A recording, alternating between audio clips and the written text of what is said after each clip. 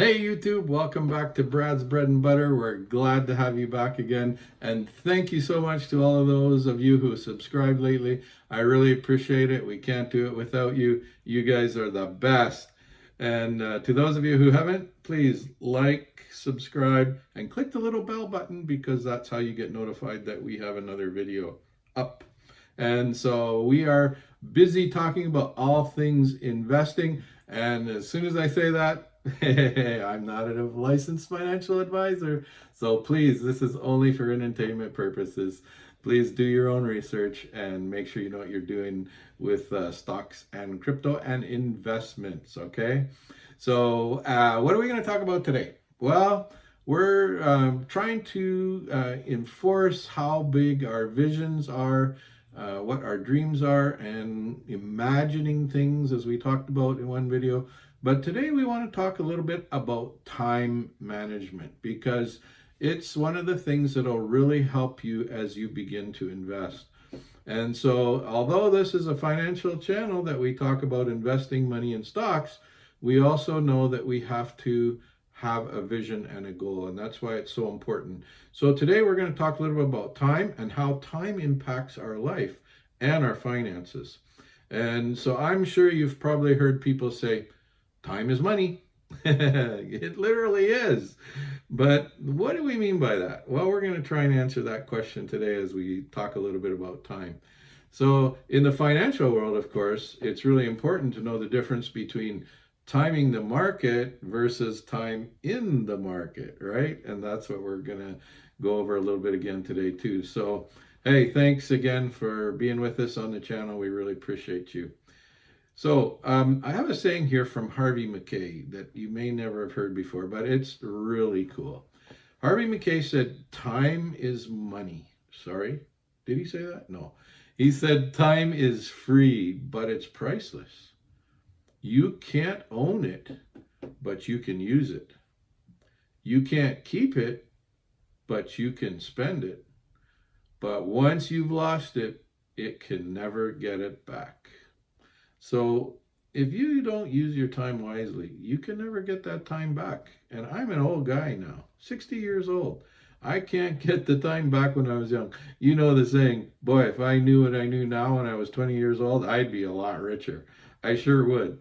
But anyway, we're going to talk about that some more. So time is one of our most valuable resources. Once it's gone, you can't change it. There's nothing you can do. But on the other hand, time is one of the biggest equalizers for all people. And so everybody has 24 hours. Some people sleep. My best buddy, he can get by on like 4 hours a night of sleep. I can't do that. I need my 7 hours. But everybody gets 24 hours. So whether you, me, Elon Musk, Jeff Bezos, Donald Trump, Justin Trudeau, or Warren Buffett, you all get 24 hours. And it's what you do with those 24 hours that makes the big difference. You know me, I'm a simple guy, but I like to associate with little stories and stuff. So to help illustrate that, I want to talk about a big block of wood, let's say, okay? If 3 different people were to get that same chunk of wood, what they could do with it. So if I take that same log and I cut it up, I might be able to make some little pieces of wood and I could maybe slap together a little doghouse. Maybe my wife makes me sleep out in the doghouse. I could make it nice. No, just kidding. But you know, I could maybe sell my doghouse for $200. Same chunk of wood. But now my wife, on the other hand, she knows how to cut up a piece of wood and carve it. And she could even make a kitchen table, let's say. She has great woodworking skills, and she might be able to sell her kitchen table for $1,500 as a nice piece of furniture. So I get $200 for my doghouse. She gets $1,500 for a nice kitchen table. But then you might be a famous artist, and you could take that same log and you could carve it into a beautiful sculpture. Michelangelo or some of those guys, man, they could get in a museum maybe $5,000 for the same piece of wood. It's the same thing with our time. I might only be smart enough with $200. Somebody might be smart enough with $1,500, but somebody might actually make $5,000 from the same chunk of time. And so that's what we want to talk about too, that it's so important. Same piece of wood, same chunk of time. How do you use it and what you do with it? So one of the biggest excuses I hear people all the time say, I don't have time. It's one of the biggest lies. Everybody has the same. It's kind of like when you said as a kid, the dog ate my homework, right? Everybody knows the dog didn't eat it. You just made a bad choice. You didn't spend your time wisely, and you didn't do what you should have done, right? So poor choices with our time can make a big difference. And so I kind of want to talk a little bit about 3 ways we use time. So one way is wasting time, right? That's number 1, wasting time. And there are good ways to waste time, and there are bad ways to waste time. So you're just chilling, watching the football game.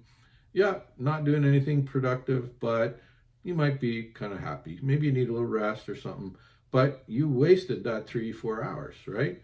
There's another kind of wasting time that just fills my heart. I love spending an hour with my grandson just playing. He's just learning to walk. And that hour I spend with him just fills my heart. I didn't do anything really productive, but it's one of the funnest ways that I waste my time with my grandson. It's so fun. That's where we trade time for nothing of real value. Now, yes, time with my grandson is value, but you know what I mean. You're spending time that really doesn't move you forward. So that's kind of, and by the way, you can waste your own time, but somebody else can waste your time too. So, we call it sometimes take the monkey off my back, right? Somebody wants you to do something, but either you're too kind to say no, or they're just good at manipulating you. So somebody else can waste your time too. Number 2 is what I call spending time compared to wasting time. And spending time is what I'll say is trading time for something of value. So 40 hours a week, you spend your time working for somebody else, right? Yeah, 85% of all people do that on a regular basis. But it's still trading time for something of value. Now, whether you trade it for a little value or a lot of value, sometimes that can really change your life, right? So that's another way that we spend time, and it's not the best way to spend your time, and that's number 3. And the number 3 is what I'll call investing time. Investing time is where you trade time for larger amounts of time. Now, how can I best explain that? It's if let's say you invest time to become better at what you do. And I can say that as a pilot, that was true for me. I almost had my pilot's license before I had my driver's license, because you can start to fly pretty young. And so at 16, I was already flying. But I didn't fly an airliner. I had to, first of all, get my private pilot license. That costs a lot of money, and took the minimum time you can do it in is 50 hours. So I had to invest in my 50 hours just to get my private license. Then I had to invest a bunch more to get my commercial license. I had to go to, some people even go to college. I didn't have the money, so I didn't go. I tried to do it the hard way. I had to learn. I hung around the airport, heard stories from other pilots who don't do it the way I did. I almost crashed at the end of the runway. So I tried to learn from those stories, but I still needed 250 hours to get a commercial license.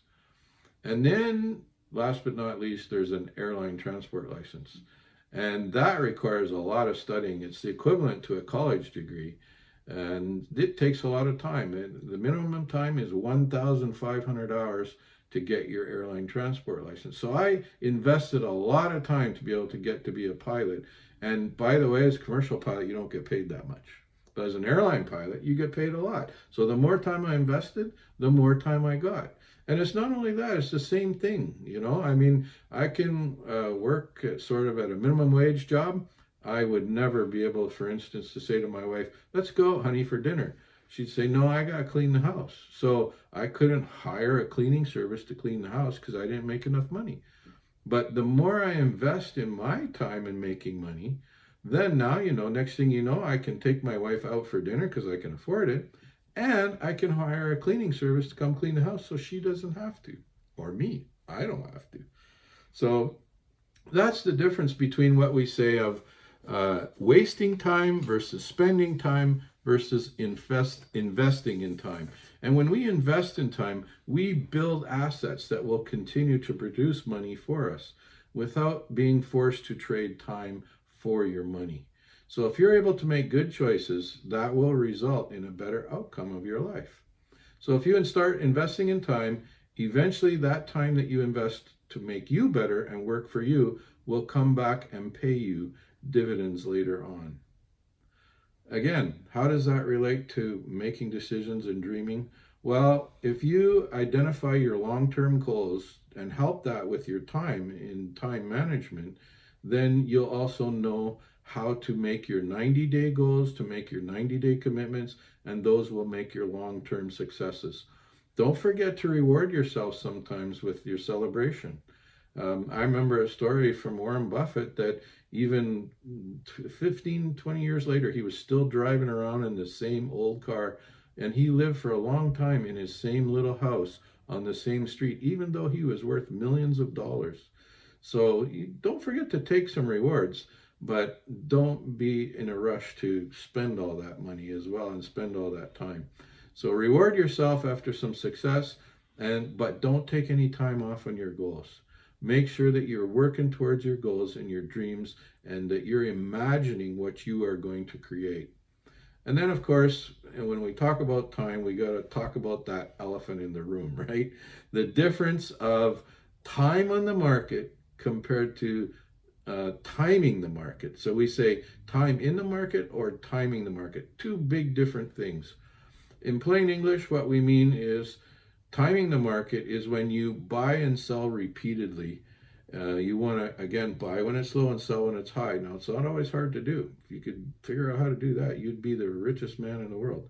But you need to understand that there are some things that go along with that compared to time in the market.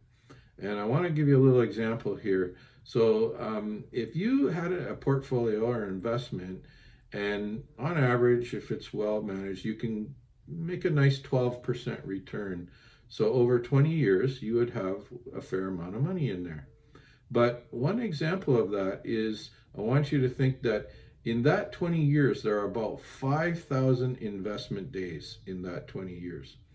And if you miss the top 10 days in those investing 5,000 days, your average rate of return would drop from 12% down to 4.8. If just the top 10 days. If you were to miss the top 20 days out of that 5,000, your investment would now drop down to 0.16. And if you were to miss the top 30 days out of those 500 days, you now have a negative number of negative 3.8% return. So again, the timing of the market is difficult, but if you miss those top days, that's where it's different. So that's why we say time in the market is important as well. So you need to have a great vision. You need to keep it in front of you, be working on it, and get better with that vision. And always we say, aim for the moon, right? So that in case you miss it, at least you're still playing in the stars, right? And that's why it's important to have that vision, because if you don't have a vision, you won't hit it, right? So that's it for today, guys. We just wanted to talk a little bit more about time and how important that is in investing and in your dreams and your market. So again, don't forget to go down in the link below. We have a link there for Wealthsimple, where if you use our link, you will get 2 free stocks, and you can open your own account in Wealthsimple and get investing with us. We've got our first video up showing you how we did some stocks, and then hopefully soon we're going to do one on crypto. So we're there. Just go down in the link, open up your account, and see how to do it. So thanks again, YouTube. Keep it in the green, and have a good day.